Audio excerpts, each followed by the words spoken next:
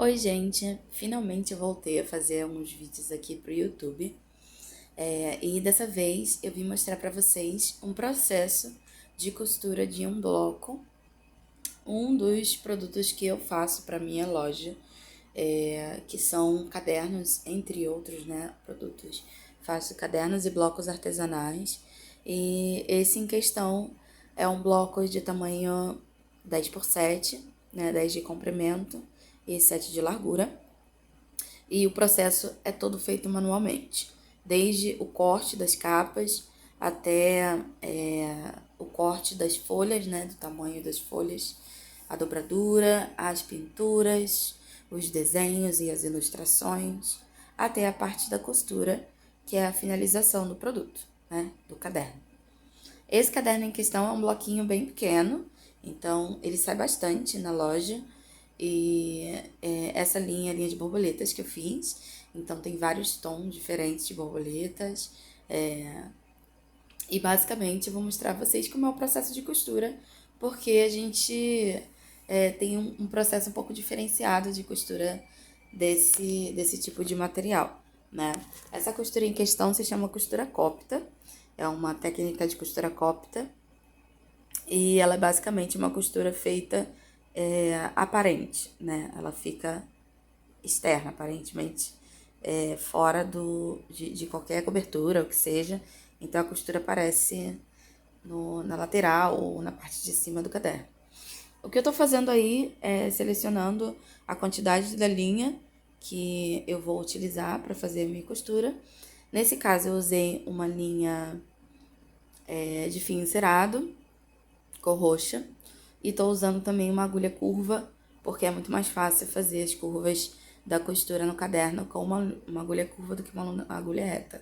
E eu já testei, então eu posso comprovar.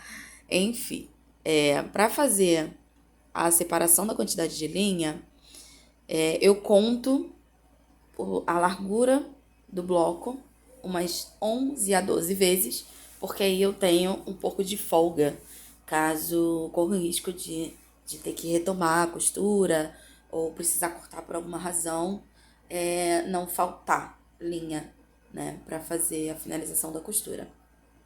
Tá, lembrando também que eu preciso contar tanto as capas quanto a quantidade de blocos para poder fazer essa separação da linha, né? Já me ocorreu de faltar linha e eu tenho que emendar e fazer uma gambiarra, mas é preferível que se evite isso.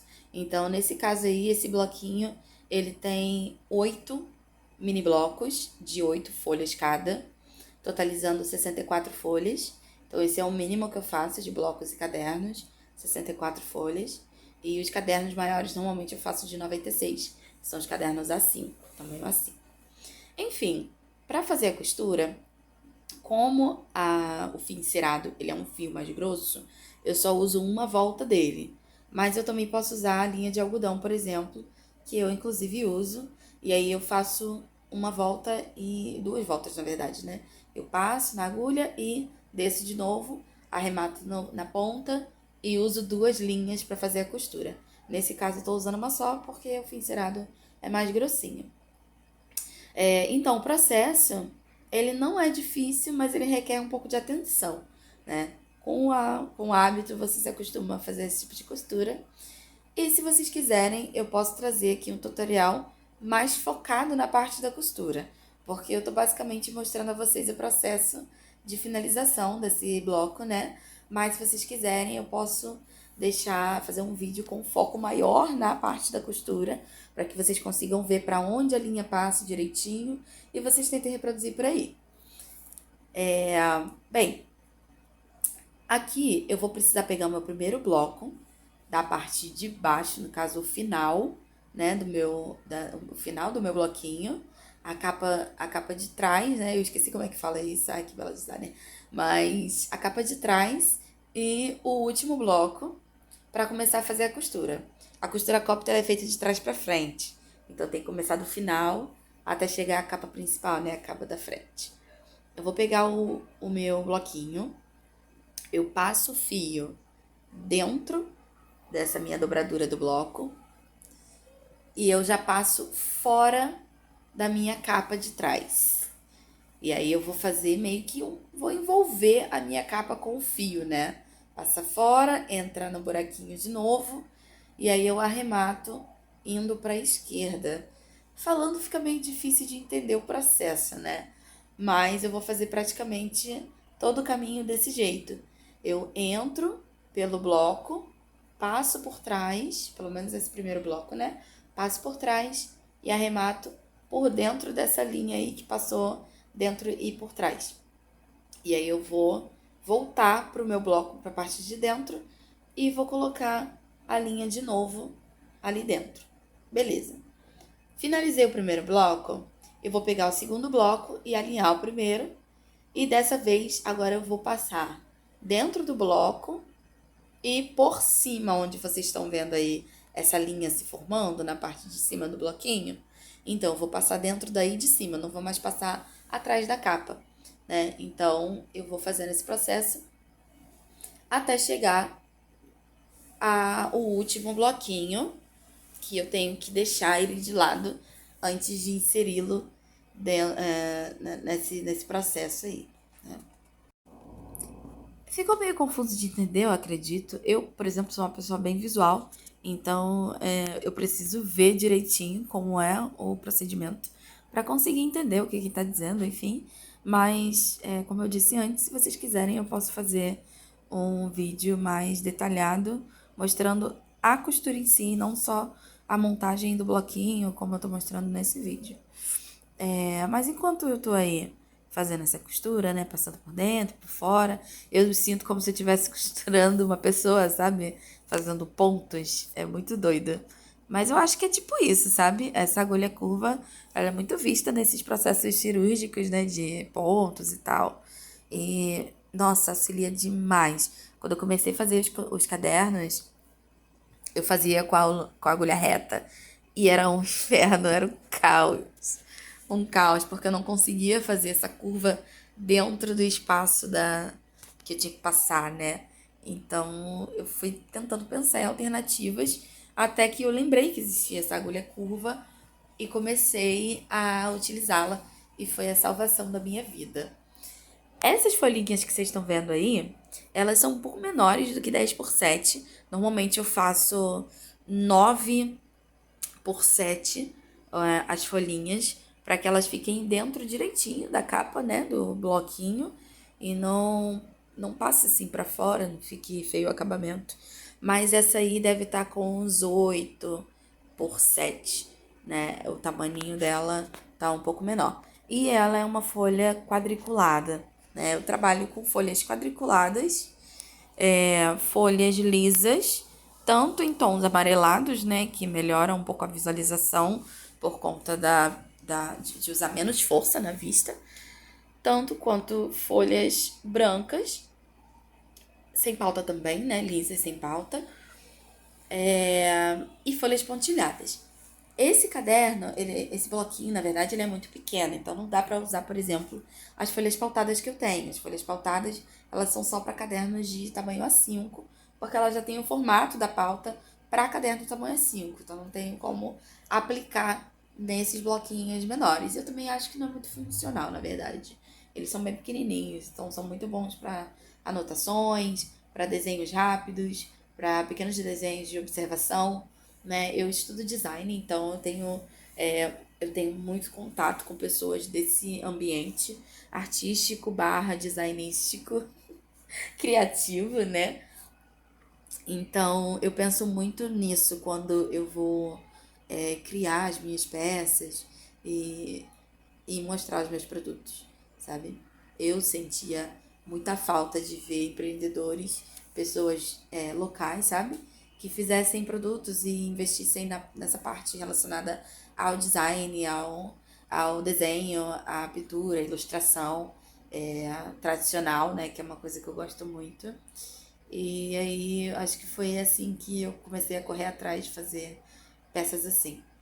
A minha trajetória com esses cadernos e bloquinhos, eu não sei se é longa, eu acho que começou por volta do final da pandemia, assim, firme, né, que tava lá pra, sei lá, final de 2021, final de 2021, final de 2021, por aí. E eu comecei a fazer esses cadernos assim no escuro mesmo, né? Vendo alguns vídeos de referência, algumas ideias. No começo foi bem doido, porque o processo para você ter um resultado assim muito bom para esses cadernos é mais devagar, né? Enfim, mas funcionou. Como eu acabei de mostrar, esse bloquinho ele não vai entrar agora. Primeiro eu preciso costurar o primeiro buraquinho da minha capa final, da minha capa frontal, né? Para depois inserir o meu bloquinho ali dentro dos outros, dentro desse arremate, alinhá-lo direitinho, né? Eu preciso fazer isso com atenção, então já é a primeira parte da costura e a última parte da costura são as partes que a gente precisa mais de atenção. O meio, o miolo, você vai intuitivamente, né? Você vai entrando direitinho, vai passando a agulha e vai arrematando, arrematando. Só que quando chega nesse bloquinho final, né? Que é o primeiro bloquinho, quando você abre, você precisa de um pouco mais de atenção, até porque não dá pra você abrir o bloquinho inteiro, senão a linha vai ficar larga e aí o seu caderno ele vai ficar sambando, assim, né? Ele não vai ficar bem arrematado. Então eu preciso de um pouco mais de cuidado aí para fazer esse primeiro movimento. Vocês vão reparar que eu vou gastar um tempinho aí para poder colocar a agulha no lugar certo, para ela passar dentro do meu último bloquinho e a partir daí eu continuar fazendo a costura por dentro dele. Enquanto eu tô nesse processo laborioso aí de colocar a agulha do caderno, eu tenho uma marca, né? Eu tenho uma marca de produtos artesanais que são feitos todos por mim. Eu tenho o suporte da minha parceira, mas a criação, a execução das peças, todas são feitas por mim, né? Todos esses processos são feitos por mim. E assim, é uma marca independente, uma marca pequena, é artesanal, então a gente tem um pouco de dificuldade de visibilidade, né, ainda. Eu tô me graduando em design, então eu tento misturar, eu tento unir esses dois nichos, né, de artesania com design, para que a gente saia, né, dessa ideia de que design tem que ser industrializado ou focar só no digital e tal. Eu acho que o analógico e tradicional também funciona muito bem ainda e a gente pode adaptar várias coisas para que elas se conversem, né? Então eu curto muito esse processo, além de ser um processo bem relaxante para mim. Então, a costura copta é uma coisa nova para mim, relativamente nova. Eu comecei a fazer essa prática no final de 2021, fui afirmar isso bem, né, em 2022 mesmo, e desde então não parei, até porque ela faz muito sucesso, essas peças fazem muito sucesso quando eu vou fazer eventos e feiras e levar os meus produtos, né? Então é bem legal e eu também tenho alguns, eu gosto de fazer também para mim, né, para eu acompanhar no meu dia a dia, para fazer os meus desenhos, ilustrações, para estudar, para fazer os meus planejamentos de design e todo esse processo. Então, eu acho que é legal a gente propagar essa ideia de que o tradicional também é legal, né? Também é interessante, que dá para ser aplicável em diversas circunstâncias, e essa é uma delas, né? Utilizar um caderno artesanal, valorizar o trabalho local, né? A criatividade de pequenos empreendedores dentro desse meio tão importante para mim. Mas além do design, né? Além de fazer essas peças, eu me converso, né? Muito. Eu converso muito com ilustração e lettering há bastante tempo, com um meio terapêutico para mim, né? E eu fui estudando a fim de trazer isso de uma maneira mais profissional.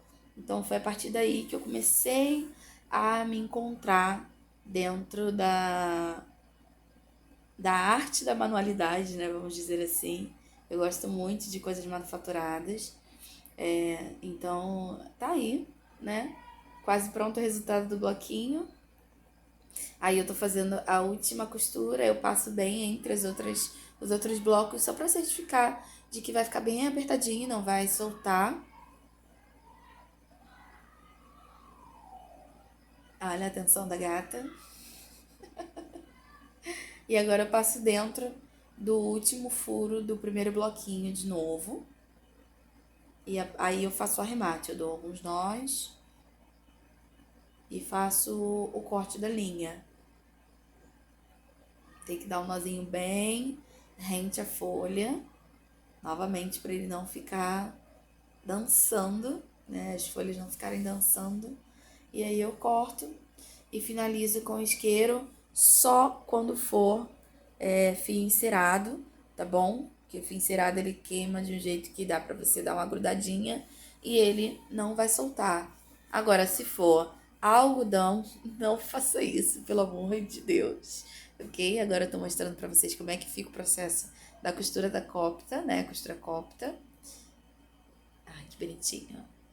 E como fica o bloquinho no final. Gracinha.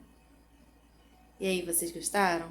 Ah, eu dou uma cortadinha também nesse fiozinho, que foi o primeiro fio que a gente puxou, né? Lembra que a gente começa a costurar lá pelo final?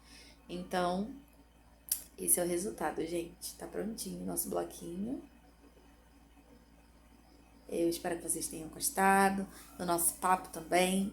Vou aparecer aqui mais vezes, vou tentar gravar mais conteúdo pra vocês, tá bom? E muito obrigada pela atenção, muito obrigada por acompanharem esse vídeo. E é isso aí. Tchau, tchau!